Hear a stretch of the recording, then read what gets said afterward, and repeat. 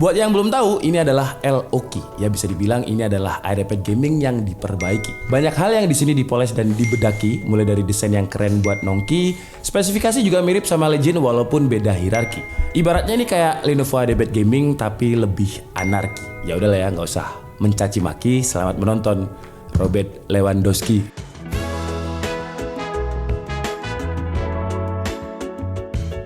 Akhirnya, laptop gaming entry level Lenovo udah punya nama sendiri. Namanya adalah L-Oki. Nah, gitu dong ya. Karena dulu kan masih numpang di namanya iPad.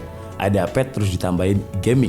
Kurang menjual gitu menurut saya. Ibaratnya ya kayak Toyota ngeluarin brand namanya kan Innova. Terus dia bikin versi murahnya nih. Jadi namanya Innova Irit. Kan kayak kurang menjual. Tapi kalau dia punya nama sendiri kayak Toyota Avanza kan namanya lebih menjual ya. Nah si L-Oki ini walaupun namanya mungkin agak terdengar asing karena baru-baru, tapi ya akhirnya dia punya nama sendiri yang secara karakter sebenarnya dia masih mirip-mirip sama Legion. Contohnya kayak desainnya ini bawa karakter Legion yang terkenal punya desain keren, gagah, tapi tetap elegan. Semuanya ambil inspirasi dari Legion, mulai dari bentuknya, desain exhaustnya, keyboard, dan engselnya. Cuma kayak di step down gitu, kayak di kompromi ya, istilahnya dipangkas lah. Kayak bezelnya jauh lebih tebal dan build quality-nya lebih rendah, terus kerasa lebih kopong ketimbang Legion. Wajar lah ya, karena kalau kita ngomongin harga Legion yang paling murahnya aja masih lebih mahal 30% dibandingkan sama L-Oki ini. Ya, tapi kalau pengen dapat laptop dengan performa tinggi dengan harga yang relatif terjangkau, ya itu termasuk pengorbanan sih. Untuk desain lainnya di bagian cover dihiasi emblem Lenovo dan logo L-Oki di dua sudutnya. Emblem Lenovo-nya juga ada di bagian kanan palmrest. Pakai model emblem kayak gini kesannya mewah sih. Bikin lupa sama build quality-nya yang kayak kena downgrade. Tapi ada satu gimmick desain yang saya suka banget dari Lenovo L-Oki ini, yaitu grill heatsinknya. Grill heatsinknya ini dicat warna biru yang bikin desain secara keseluruhan gak boring sekaligus gak berlebihan. Warna birunya mencuat dari sela-sela grill exhaust yang ada warna birunya juga yang kasih kesan gaming tapi tetap punya karakter yang kalem. Untuk engselnya juga udah lebih baik ketimbang Lenovo iPad gaming karena sekarang udah bisa dibuka dengan satu tangan dan ketika laptopnya kebuka, kita langsung disuguhi sama keyboard yang full size lengkap dengan numpad.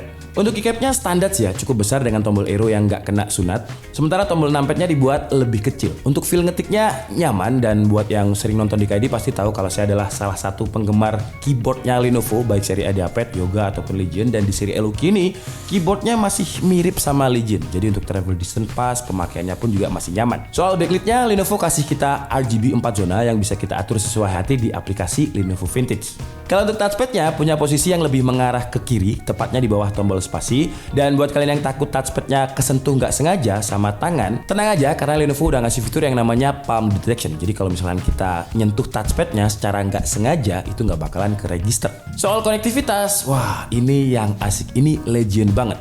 Jadi sebagian besar portnya diletakkan di bagian belakang dan untuk variasinya lengkap. Di bagian belakang itu ada dua USB Type A 3.2 Gen 2, ada HDMI 2.1 dan input power. Bagian kanan tersedia satu USB Type A 2.0 dan sisi kiri ada USB Type C 3.2 Gen 2 yang sudah support DisplayPort dan 140 watt power delivery. Dan ya karena power delivery jadi laptop ini juga bisa dicas pakai USB-C. Lanjut kita beralih ke bagian layar dan menurut saya Lenovo udah ngasih spesifikasi yang mumpuni buat kalian para gamers. Karena dia punya dimensi layar 15 inch dengan resolusinya Full HD, refresh rate-nya standar gaming 144Hz, sudah cukup lah untuk segala jenis game, khususnya kompetitif gaming.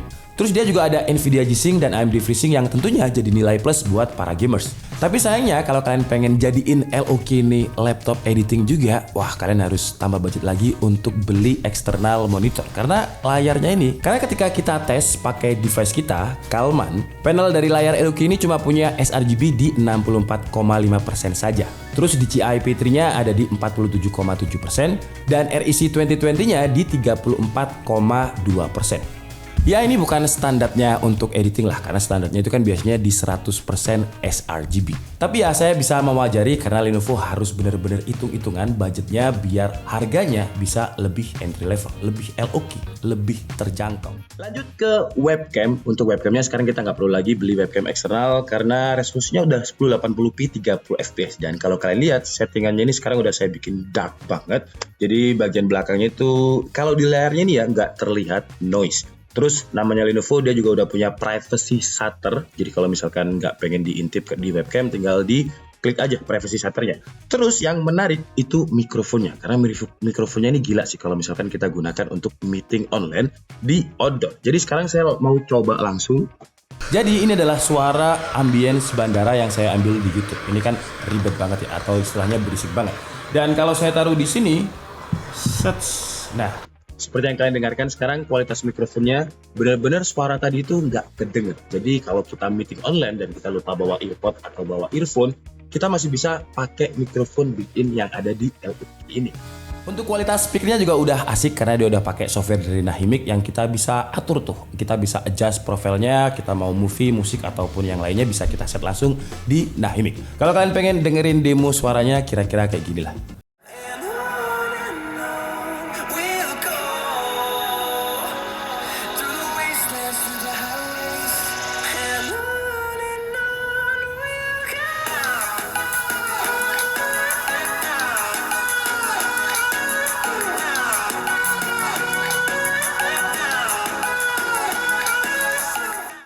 Bicara soal dapur pacu, Lenovo Eloki ini punya ya konfigurasi yang agak dipangkas lah, agak mid range. Kalau untuk prosesor sih di kelas harganya nggak dipangkas ya, dia pakai AMD Ryzen 7640HS dengan 6 core dan 12 thread.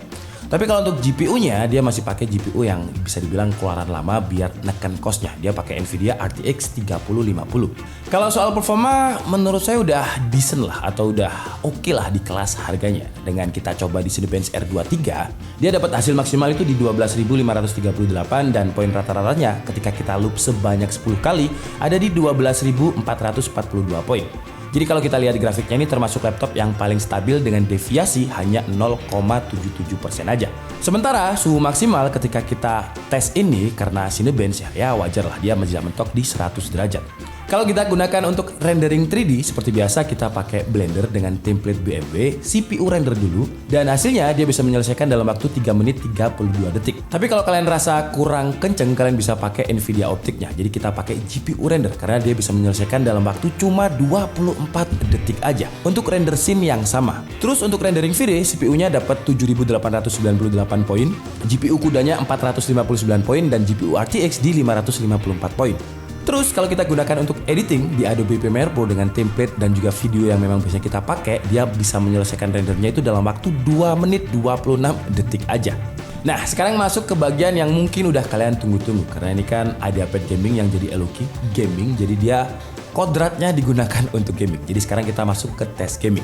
Dan saya rasa performa gamingnya cukup memuaskan ya, karena seluruh game kompetitif tembus di atas 100 FPS dengan average dan game AAA pun rata-rata di sekitar 100 FPS. Kecuali game Cyberpunk ya, karena di preset Ultra nyamannya itu di 45 FPS dan di preset Ray Tracing Medium dengan DLSS nyamannya di 39 FPS. Ya masih oke lah.